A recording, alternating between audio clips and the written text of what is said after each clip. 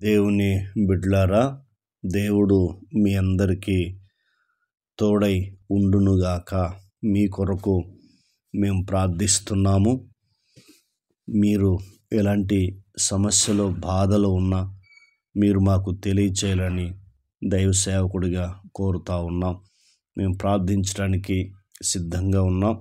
మన దేవుడు ప్రార్థన విని జవాబిచ్చే దేవుడు కాబట్టి ఆ దేవుని సన్నిధిలో కూర్చొని మనం ప్రార్థన చేద్దాం, విజ్ఞాపన చేద్దాం.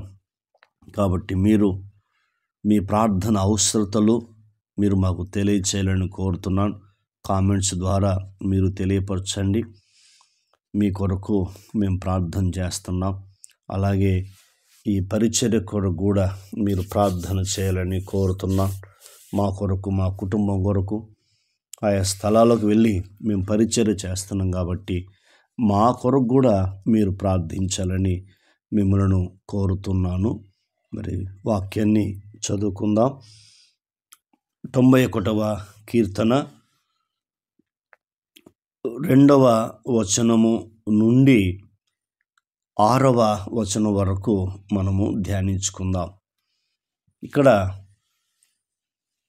అద్భుతమైన మాటలు మనకు కనబడతాయి.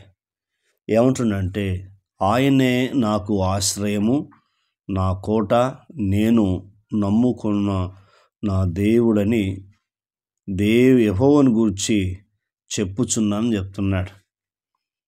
ఏమంటున్నాడు?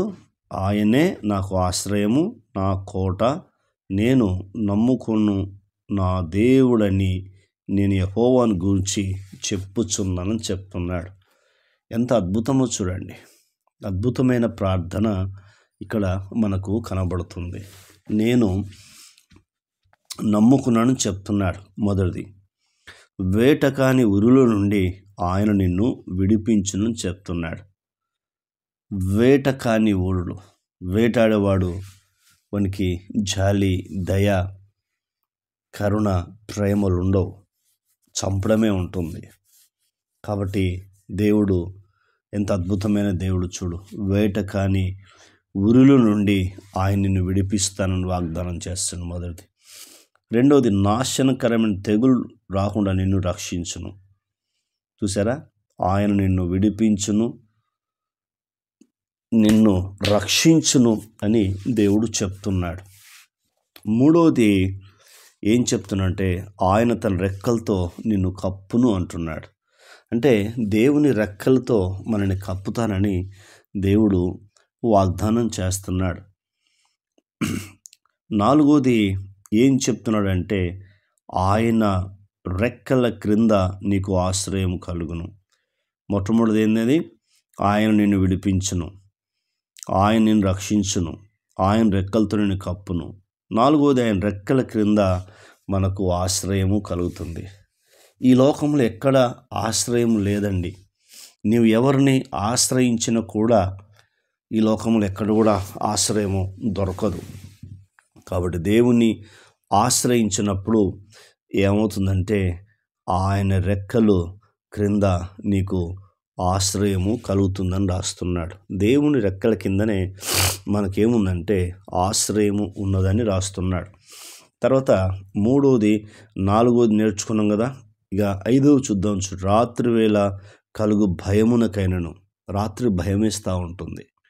ఒంటరిగా పండుకున్నప్పుడు కానీ, లేకపోతే అనేకమైన ఆలోచన వస్తున్నప్పుడు, లేదా పక్కపంటి ఎవరున్నా కూడా మనకు భయమేస్తూ ఉంటుంది. కానీ దేవుడు చెప్తున్నాడు, కలుగు భయమునకైనను, పగటి వేళ ఎగురు బాణమునకైనను, చూసారా, చీకటిలో సంచరించు తెగులుకైనను, మధ్యాహ్నమందు పాడు చేయి రోగమునకైనను నీవు భయపడకుందు అని దేవుడు వాగ్దానం చేస్తున్నాడు. చూసారా? అంటే భయమునకైనను నీవు భయపడకుందు అంటున్నాడు. కాబట్టి ఇలాంటి సిచ్యువేషన్ వస్తున్నప్పుడు ఆయన సన్నిధిలో కూర్చొని ప్రార్థన చేస్తున్నప్పుడు దేవుని భయం నుంచి విడిపిస్తాడు. విడిపించి నిన్ను గొప్ప చేస్తాడు. నీకు భయంకరమైన శ్రమలు, బాధలున్నా పర్వాలేదు, మొండి వ్యాధులున్నా పర్వాలేదు, దేవుడు విడిపిస్తానని వాగ్దానం చేస్తున్నాడు. అలాగనే నిన్ను బ్లెస్ చేస్తాను కూడా వాగ్దానం చేస్తున్నాడు, దీవిస్తానని. అది నేర్చుకొని ప్రార్థన చేద్దాం. అతడు నాకు మొరపెట్టగా 15వ వచనం, నేను అతనికి ఉత్తరం ఇచ్చేదను. నువ్వు మొరపెడితే దేవుడు ఉత్తరం ఇస్తానంటున్నాడు. అది కఠినమైన శ్రమలైనా, బాధలైనా, ఏవైనా సరే, వ్యాధులైనా సరే. మొదటి. రెండవది, అతను విడిపించి గొప్ప చేస్తానన్నాడు. ఈ బాధలు, కష్టాల నుంచి విడిపించి గొప్ప చేస్తానని చెప్తున్నాడు. మూడోది, దీర్ఘాయు చేత అతను తృప్తిపరిచేదను.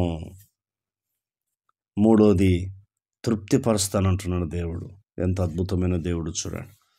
కాబట్టి ఇన్ని వాగ్దానాలు దేవుడు మనకిస్తున్నాడు. కాబట్టి నీవు ఈ విధంగా ఎప్పుడైనా ప్రార్థన చేసావా? చేయకుంటే ఇప్పుడు చేయుము. నీ కఠినమైన శ్రమలు, మొండి వ్యాధులు తొలగిపోతాయి. నీవు ఉన్నతమైన స్థితిలోకి వస్తావు. ప్రార్థన. కన్న తండ్రి, నీకు వందనాలు. విన్న మాటలు దుష్టతకు పోకుండా సహాయం చేయండి. ఈ మాటల ద్వారా మీరు మమ్మల్ని ఆదరించినందుకు మీకు స్తోత్రాలు నానా. నీకు వందనాలు చెల్లిస్తున్నాం. మీరు ఇచ్చిన వాగ్దానంకై నీకు లెక్కలేని స్తుతులు, స్తోత్రములు, వందనములు చెల్లిస్తున్నాము తండ్రి. అయ్యా, నీవు భయపడకుందు అని వాగ్దానం చేశావు. నువ్వు రక్షిస్తానన్నావు అయ్యా, నీ రెక్కలతో కప్పుతానన్నావు తండ్రి. నీకు వందనాలు చెల్లిస్తున్నావు. నువ్వు విడిపిస్తానన్నావు, నువ్వు తోడై ఉంటానన్నావు, నువ్వు గొప్ప చేస్తానన్నావు, నువ్వు తృప్తిపరుస్తానన్నావు. అందుకై మీ కృతజ్ఞతలు, మీకు స్తోత్రాలు చెల్లిస్తున్నాం అయ్యా తండ్రి. వ్యాధి బాధల నుంచి విడిపించే దేవుడు, అప్పుల నుంచి, శ్రమలు, కష్టాల నుంచి విడిపించే దేవుడు. అందుకై మీ కృతజ్ఞతలు చెల్లిస్తూ మా ప్రార్థన విని జవాబు ఇచ్చినందుకు వందనాలు. యేసు నామములో పొందినాం తండ్రి. ఆమేన్. దేవుడు మనందరిని దీవించి ఆశీర్వదించునుగాక. ఆమేన్, ఆమేన్, ఆమేన్.